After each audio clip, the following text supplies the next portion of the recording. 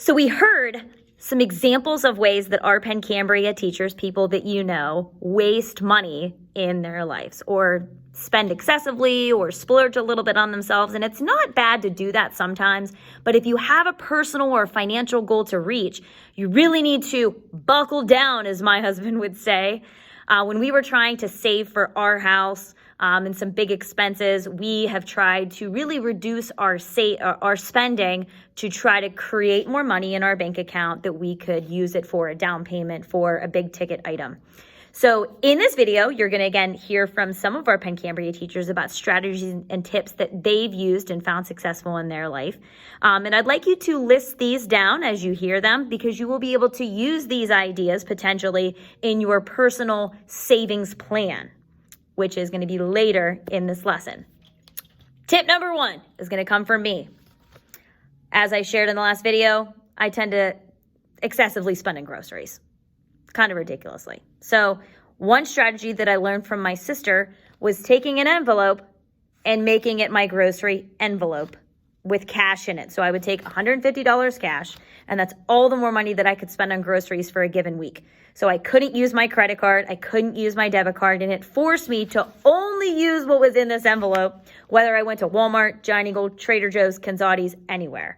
So it allowed me to go to those places and get those specialty foods, but I had to organize my grocery budget very meticulously. And if I didn't have enough money in that given week, then I didn't get to go to those specialty stores. So it was a way to kind of control myself from excessive grocery spending.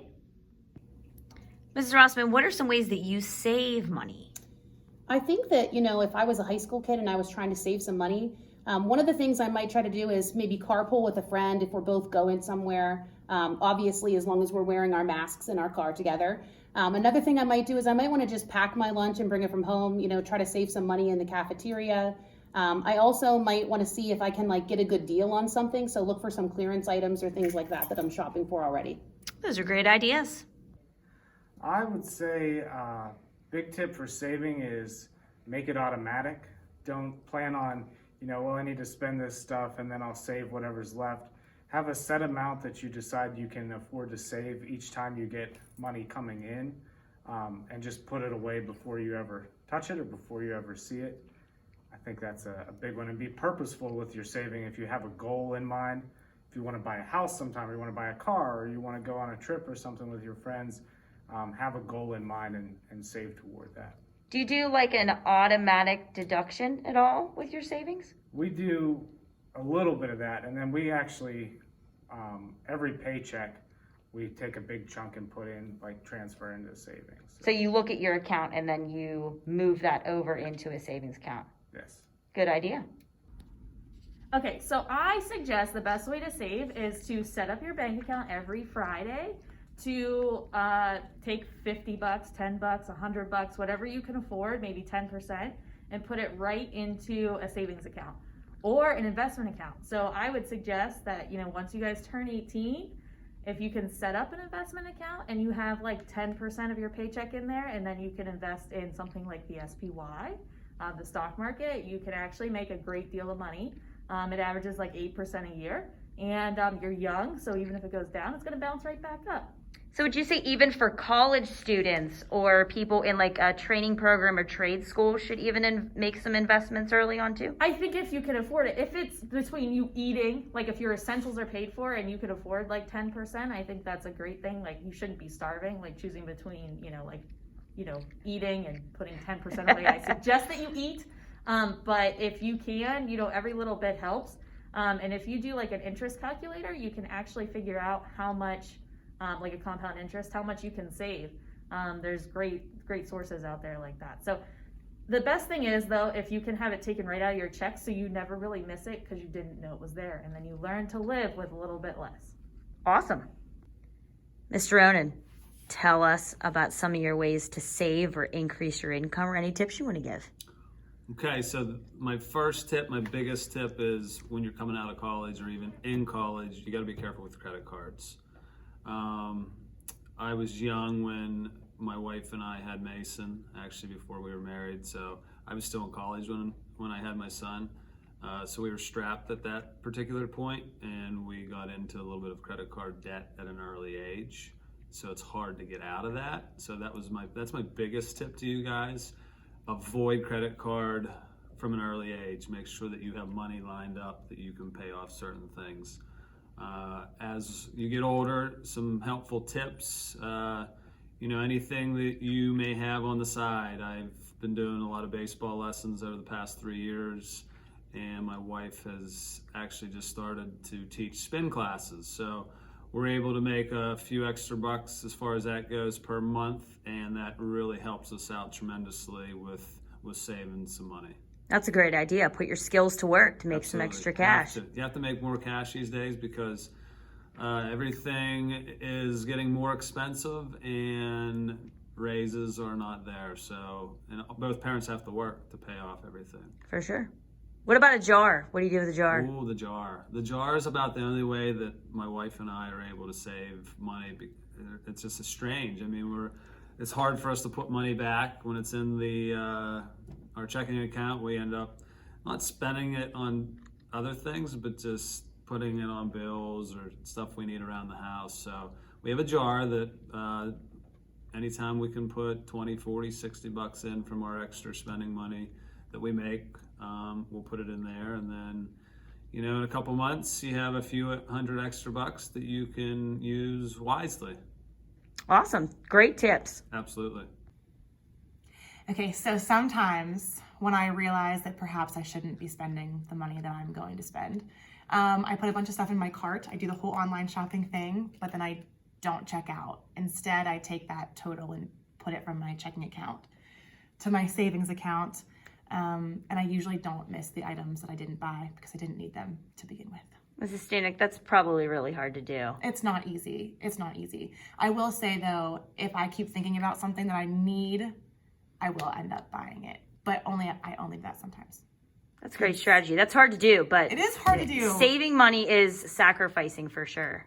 It is. It's tough. It's no fun. I'll tell you that. But it's necessary. For sure. Any tips for savvy saving for us, Mr. Watt? Well, whenever we're saving money at home, my wife and I actually talk about this a lot and come up with a budget. The big thing that I do, I look at my bills and interest rates and those kind of things, and I try to pay off the highest interest rate item first, and then I use that money and kind of roll it into paying off something else.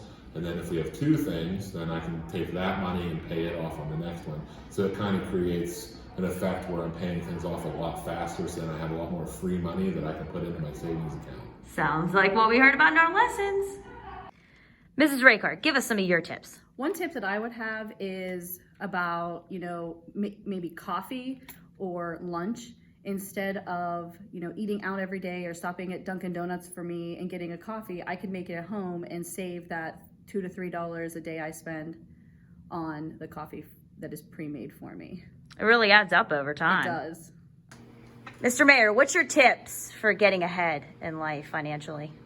Once you get your first job, I would say take 10% of your paycheck and invest it in the stock market. Every single time you get paid, you won't even know it. You won't even know you're missing it. If you take it out, I promise you, when you retire, you'll be very happy. Cool.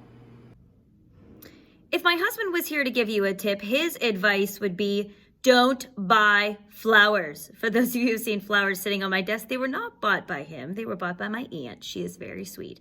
But my husband truly believes that flowers are a waste of money, and he says that instead of spending a lot of money on expensive gifts for people that you love, do something nice for them that is free instead, like doing a load of dishes or washing the laundry or taking care of a household task or giving somebody a free hour of time to do something that they love. So there are a lot of free things that you can do to show somebody you love them that does not require you to spend any money at all. Mrs. Smith, what are your tips for savvy saving?